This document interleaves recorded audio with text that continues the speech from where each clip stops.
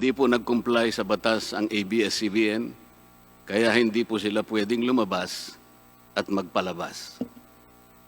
Those opposing the franchise application of ABS-CBN will show with clear and convincing evidence that ABS-CBN did not comply with the terms and conditions of its franchise, as well as our laws and the Constitution.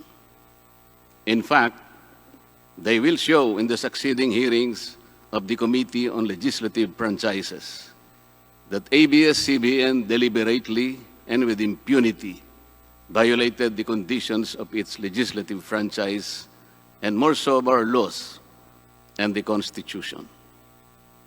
Matagal na po kasi ang mga aligasyong ito. Hindi mamatay-matay, lumulutang sa internet, nasa labi ng mga Pilipino.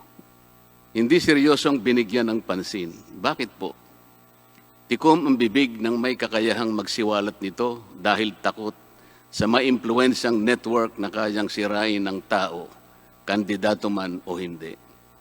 Salamat at ganap na nanindigan si Speaker Alan Peter Cayetano at hindi inalintana ang mga tuligsa sa kanya at pinayagan niya na magkaroon ng patas, bukas at malawak ang pagdinig sa mga aligasyong ito katulad ng nagaganap sa araw na ito. Ang banggit nga po sa John 8:32 ay ganito, "And you will know the truth, and the truth will set you free."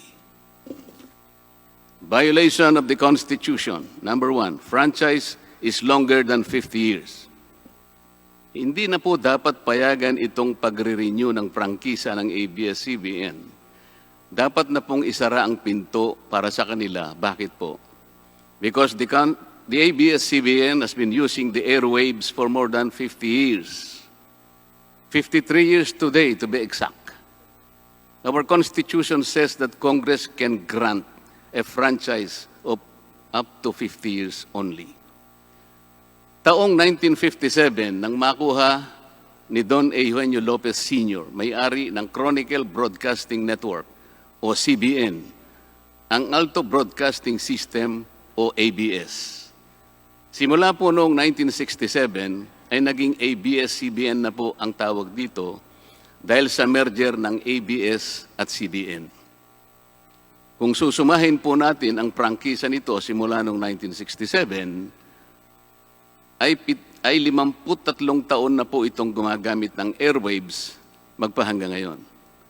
63 years naman po kung susumahin natin mula po ng pagkakakuha ng CBN sa ABS noong 1957. The Committee on Legislative Franchises should not allow itself to be used by ABS-CBN to again circumvent the Constitution and violate the categorical 50-year limitation imposed on franchises. Hindi na po dapat buhayin muli ng Kongreso ang prangkisa ng ABS-CBN sapagkat ayon po sa ating saligang batas, ang buhay ng prangkisa ay hindi dapat lumampas ng 50 taon. EDSA Revolution. Siguro po may mangangatwiran at sasabihin ng ganito, isinara naman ng martial law ang ABS-CBN. Di po ba? Dapat huwag bilangin ang panahon na yon. Tanggapin po natin sandali na isinara nga ang ABS-CBN simula Setyembre 23, 1972, pagkatapos na ideklara ang martial law. Pero hindi po ba nagbukas din ito agad matapos na ito ay mabawing muli ng pamilya Lopez noong EDSA Revolution? Hindi ba't kulang-kulang 13 taon din po ang namagitan na panahon? So let's assume that we subtract 13 years from the 63 years that ABS-CBN has been in operation starting 1957 when CBN acquired ABS. Hindi ba't 50 taon din po ang magiging resulta? Ibig pong sabihin, tapos na at paso na pa rin ang prangkisa ng ABS-CBN with or without martial law. Labag pa rin sa ating saligang batas. Naging palasak nga noong panahon ng martial law ang kantsaw na tama na, sobra na. Subalit ang mahalagang tanong po ng taong bayan na hindi pa nasasagot magmula 1967 ay 53 taon na po itong gumagamit ng airwaves magpahanggang ngayon. 63 years naman po kung susumahin natin mula po ng pagkakakuha ng CBN sa ABS noong 1957. The Committee on Legislative Franchises should not allow itself to be used by ABS-CBN to again circumvent the Constitution and violate the categorical 50-year limitation imposed on franchises. Hindi na po dapat buhayin muli ng Kongreso ang prangkisa ng ABS-CBN sapagkat ayon po sa ating saligang batas, ang buhay ng prangkisa ay hindi dapat lumampas ng 50 taon. EDSA Revolution. Siguro po may mangangatwiran at sasabihin ng ganito. Isinara naman nung martial law ang ABS-CBN. Di po ba? Dapat huwag bilangin ang panahon na yon. Tanggapin po natin sandali na isinara nga ang ABS-CBN simula Setyembre 23, 1972, pagkatapos na ideklara ang martial law. Pero hindi po ba nagbukas din ito agad matapos na ito ay mabawing muli ng pamilya Lopez noong EDSA Revolution? Hindi ba't kulang-kulang 13 taon din po ang namagitan na panahon? So let's assume that we subtract 13 years from the 63 years that ABS-CBN has been in operation starting 1957 when CBN acquired ABS. Hindi ba't 50 taon din po ang magiging resulta? Ibig pong sabihin, tapos na at paso na pa rin ang prangkisa ng ABS-CBN with or without martial law. Hindi ba't sobra-sobra pa rin ito at lalabag pa rin sa ating saligang batas? Naging palasak nga noong panahon ng martial law ang kantyaw na tama na, sobra na. Subalit ang mahalagang tanong po ng taong bayan na hindi pa nasasagot magpahanggang ngayon ay kung paano biglang nabawi ng mga Lopez ang ABS-CBN mula sa pag-aari ng gobyerno pagkatapos maitalaga ang Cory administration. Sinulatan po noon ni dating Senador Lorenzo Tanyada ang Presidential Commission on Good Government na isoli na sa mga Lopez ang ABS-CBN kahit may arbitration pang nagaganap sa pagitan ng pamahalaan at ABS-CBN. Na i-turn over po agad ang istasyon ng ABS-CBN sa mga Lopez sa kabila ng wala pang pagtukoy sa tunay na pagmeme-ari nito ayon sa kautusan sa Board of Administrators na binuo sa Letter of Instruction number 1 ni Pangulong Cory Aquino. Sa ngayon po ay wala man lang mailabas na papeles tungkol dito ang PCGG. Nagbayad po ba ang ABS-CBN sa Administrasyong Cory Aquino? Nag-public bidding po ba? Bakit tila ura-urada at habang magulo pa ang lahat dahil katatapos lang ng EDSA Revolution, ay biglang napasakamay na muli ng mga Lopez ang ABS-CBN? Nakabatay po ba ito sa batas? Hindi po ba dapat sagutin ng ABS-CBN ang mga tanong na ito upang mapanagot po ang dapat na managot kung meron man? Foreign ownership.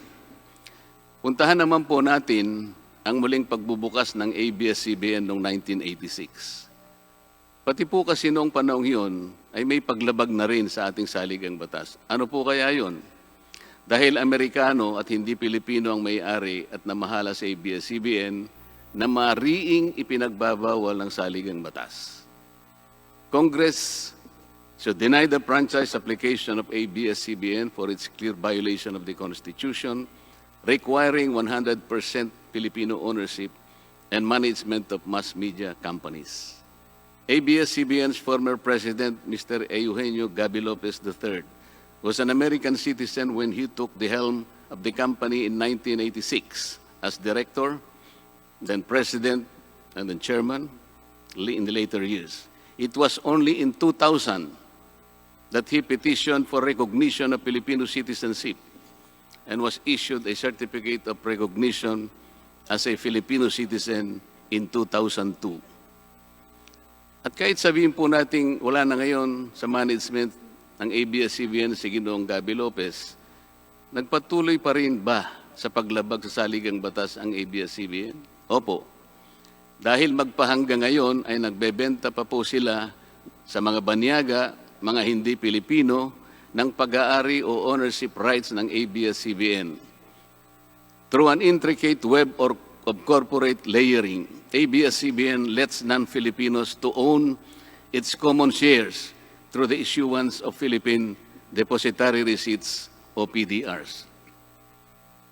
In September 1999, the ABS-CBN Holdings Corporation offered 132 million Philippine Depositary Receipts underlying the 132 million common shares of ABS-CBN. Immediately prior to the closing of the PDR's offering, Lopez Incorporated, the main stockholder of ABS-CBN Corporation, transferred 132 million ABS-CBN shares to ABS-CBN Holding Corporation, its alter ego. With the many rights afforded to the holders of these PDRs, most of whom, if not all, are foreigners, ABS-CBN Corporation virtually allowed these foreign holders beneficial ownership and potential voting rights. This is a circumvention of the strict foreign equity restriction imposed by the Constitution on mass media companies. Quite obviously, the ABS-CBN PDR instrument, a creative financial mechanism, is being used as a subterfuge to indirectly own the underlying ABS-CBN shares of stock. Violation of workers' rights under the Constitution. ABS-CBN violated the rights of its own workers. It denied them their just share in production as required by the Constitution. It committed unfair labor practices, which consequently denied its employees the benefits required by law to be provided to all employees. Isang halimbawa po dito ay ang asunto na isinampa ng halos 100 o mahigit sa 100 manggagawa ng ABS-CBN sa National Labor Relations Commission o NLRC dahil sa pagtanggal sa kanila dahil sila raw ay mga talents lamang at hindi mga regular na empleyado. Nanalo po ang mga manggagawa sa NLRC at maging sa Court of Appeals. Bakit hindi na lang nila sinunod ang hatol at umapila pa ang ABS-CBN sa Korte Suprema? Ito ba yung sinasabi po kanina sa opening salvo na ang pagmamahal sa kanilang kapamilya ay ganun na lamang? Mali naman po yata na sabihin ng ABS-CBN na lampas sa 11,000 ang mga empleyado nito dahil kung ito po ay masusi nating iimbestigahan, may 2,661 at isa lamang. 2,661 ang mga regular na empleyado nito. Ang karamihan po o mahigit na 8,500 na kawani ng ABS-CBN ay tinagurian nilang independent contractors or talents, project workers at contractuals lamang kahit na pang-regular na empleyo ang trabaho nila. Ayon po sa ating labor code, kapag pang-regular ang tungkulin ng isang manggagawa, dapat siyang gawing regular employee. Hindi dapat contractual. Hindi dapat independent contractor, talent, o kaya'y project worker lang. Malinaw na labag sa batas ang ginagawa ng ABS-CBN. Sana ay ibalita rin po ito ng TV Patrol upang mabunyag ang libo-libong endo sa kanilang bakuran. ABS-CBN has not regularized its contractual workers and talents despite performing the functions of regular workers. It even forced some of its workers to sign employment contracts containing waiver of the right to regularization. And those who refuse were unceremoniously terminated from work. ABS-CBN has subcontracted most of its production work to subcontractor production companies, despite the fact that production is directly related to its core business. These production entities are paid minimally, whose workers obviously get lesser benefits and take-home pay compared to ABS-CBN's regular employees. And yet, the profit generated by ABS-CBN from its independent production companies appear greater than its expenses, especially those expenses that are even deductible for income tax purposes. Kung kaya't hindi po may kakaila sa publiko na napakarami ng labor cases na hinarap at haharapin pa ng ABS-CBN. Ang masaklap pa po dito ni hindi nagbibigay ng contribution ang ABS-CBN para sa benepisyo ng kanilang mga empleyado. Dahil po sa 2,661 lang ang regular employees nito, ang mga ito lang ang may benepisyo. Ang iba po na mahigit 8,500 na nagtatrabaho sa ABS-CBN ay wala po ni katiting na government-mandated benefits na natatanggap, katulad ng SSS, PhilHealth, o kaya Pag-ibig. Kanina po sa opening salvo, narinig po natin na ang kanila pong isinasangkalan ay yung kanila pong mga kawani, mga manggagawa. Ang kongreso pong ito ay nakikidalamhati. Nalulungkot din po. Bakit naman po hindi?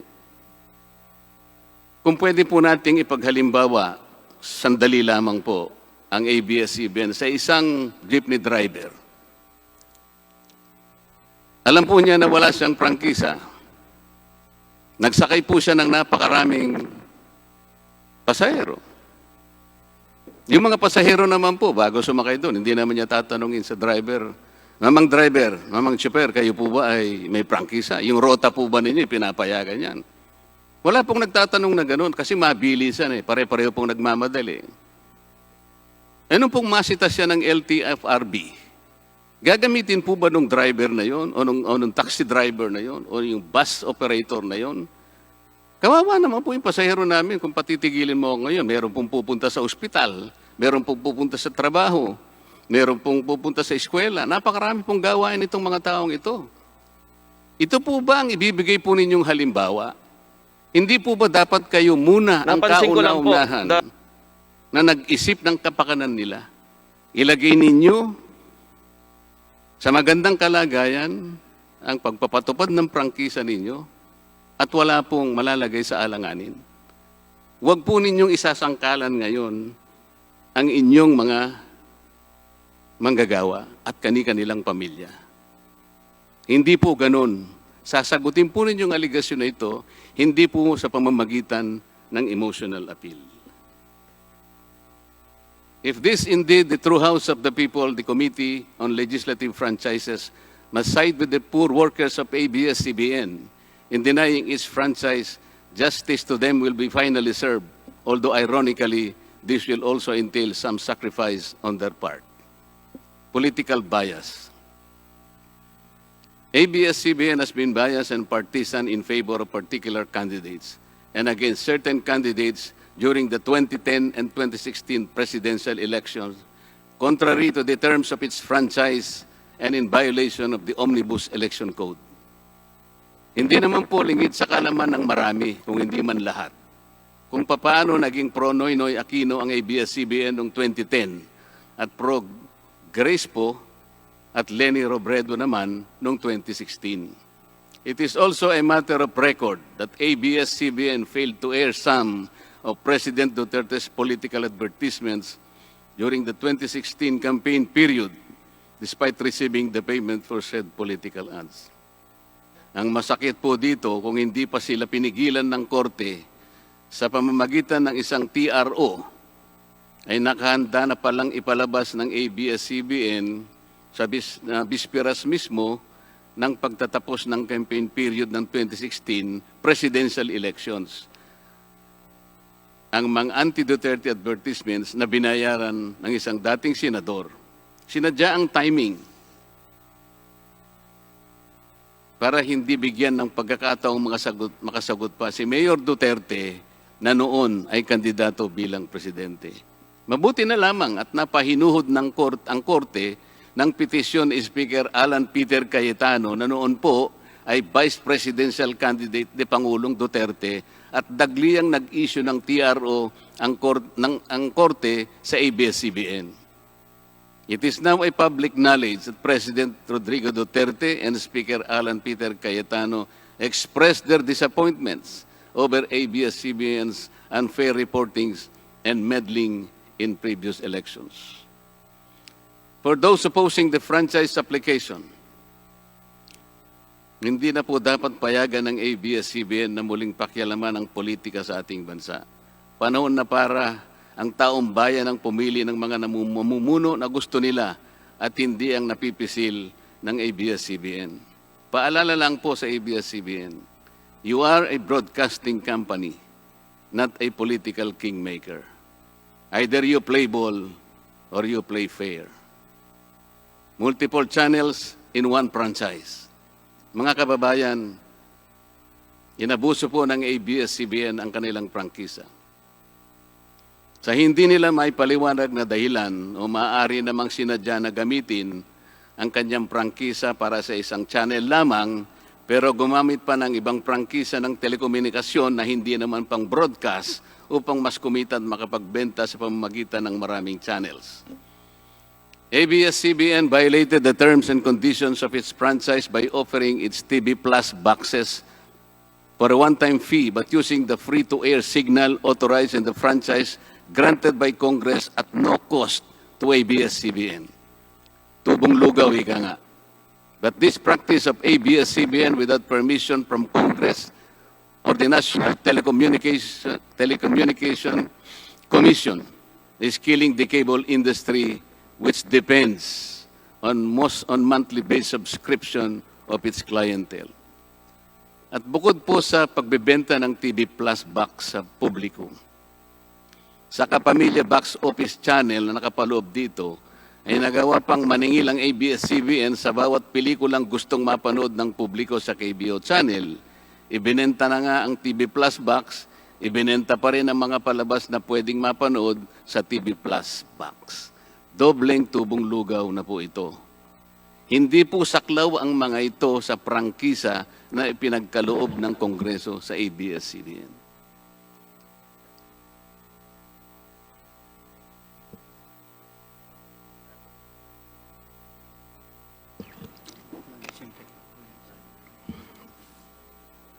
ABS-CBN, contrary to the terms and conditions of its franchise, operated this pay-per-view channel, otherwise known as the Kapamilya Box Office or KBO, without a valid permit from the NTC. And despite NTC's order to refrain from operating a PPB until the issuance of an appropriate guideline for the same, ABS-CBN continued its operation until the expiration of its franchise on May 4, 2020. Tax evasion. ABS-CBN also violated the terms and conditions of its franchise by engaging in tax avoidance schemes, which deprived the government of the much-needed revenue. It used its wholly owned subsidiary, Big Dipper Digital Content and Design, Inc., a PESA-registered company, as tax shield. Its main customer is ABS-CBN Hungary. And because of this unconscionable tax avoidance scheme, ABS-CBN alleged effective tax rate in 2018 was at negative 5%. This means that ABS-CBN managed to avoid paying taxes in 2018. Bakit po ang GMA7 na hindi naman kasing laki o kasing yaman ng ABS-CBN ay nakapagbayad ng buwis sa pamahalaan ng 1.6 billion pesos noong 2018? Samantalang ang malaalamat na ABS-CBN ay walang binayarang buwis. Bakit naman nakalibre ang ABS-CBN noong 2018 sa negative income tax nila na 84 million? Ibig sabihin po nito ay may tax credit pa ang ABS-CBN at ang gobyerno pa ang lumalabas na may utang dito. Wala pong pagkakaiba ito, mga kababayan. Sa isang taong nangutang sa tindahan, binigyan pa ito ng sukli.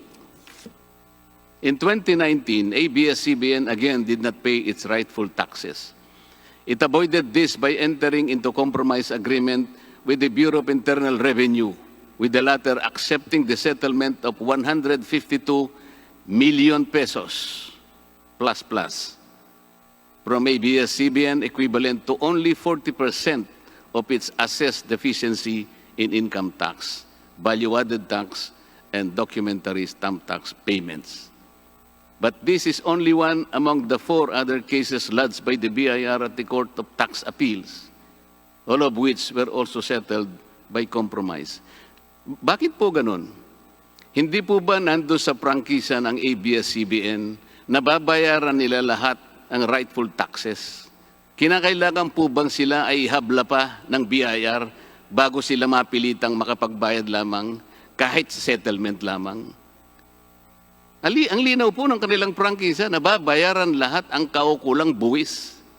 Bakit kailangan pong sila ihabla at idemanda pa ng BIR para lamang sila ay makapagbayad? There are also allegations to date that ABS-CBN's Lingkod Kapamilya Foundation, ALKFI, is being used as ABS-CBN as tax shield, and that ALKFI also failed to file donor's tax return and pay the donor's tax. Ito po ang mas nakalulungkot dito, mga kababayan. Kapag politiko o government official ang nagkawang gawa, epal ang tawag dito ng ABS-CBN. Kahit mula pa sa sariling bulsa ng politiko, ang pinanggalingan ito. Pero kapag ito ay galing sa lingkod kapamilya, puro pangalan ng ABS-CBN ang kanilang pinangangalandakan, katulad po ng nakita natin ngayon. Alam naman natin na galing naman sa lahat, sa mga donors ang pondo na ginamit nila. Meron po kayang nanggaling sa yaman ng ABS-CBN. Di baling ang pantulong ng ABS-CBN ay galing sa donasyon ng ibang tao. Di baling ang perang pantulong ay mula sa tax avoidance ng kumpanya. Ang mahalaga ay mapalabas nila sa pamamagitan ng sa mamamayan, katulad po ng nakita natin ngayon na napakabuti at napakabait ng ABS-CBN. Kami po ay naniniwala na unti-unti na pong nabubuksan ang katotohanan sa ating mga mamamayan. Hindi po ba mas maganda at katanggap-tanggap na tumulong sa kapwa ng walang nalalabag na batas at buong sikap pang nasusunod ang prangkisa?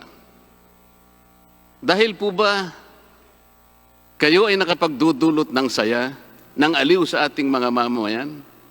Dahil po ba kayo ay nakapagbibigay ng inspirasyon, ng pag-asa, ng katatagan ng loob na kagaya po sa opening salvo kanina ng representative ng ABS-CBN? Hindi na po ba natin susundin o tutuparin, isasaalang-alang ang ating mga batas, ang ating saligang batas, o kaya ang prangkisa ninyo? Makakapagpasaya naman po tayo. Makakapag-inspire po tayo nang hindi po tayo lumalabag sa batas. The House of Representatives should endeavor not to grant the franchise application of ABS-CBN because it has deliberately floated the Constitution and other related laws. Even the terms and conditions of its previous franchise to suit its own business and political interest, but to the prejudice of the greater good. The grant of a legislative franchise is merely a privilege and not a matter of right.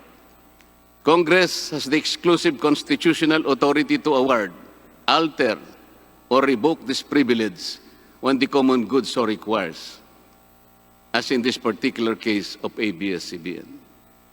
We believe that it is but right for the House of Representatives to deny this time the franchise of ABS-CBN for flagrantly violating the Constitution and related laws, even its own franchise, making it unworthy of the grant of this special privilege by the state. Alam mo kung sino lang ang pinakamatinding magiging kalaban ni Cardo? Sino? Nako, kabahan ka kay si Cardo. Ang pinakakalaban ni Cardo. Sino? Feeling ko si Kiboloy. Yung nagpahinto ng lindol. Si Kiboloy lang ang magpapahinto ng probinsyano. Abangan nyo yan. Oh. So inahamon kita Kiboloy, pahinto mo nga ang probinsyano. Napahinto mo pala ang lindol eh. Apakayabang nyo pala eh.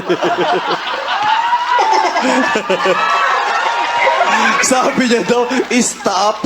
Sige nga, punta kang gitna ng EDSA, stop mo yung traffic doon. Stop.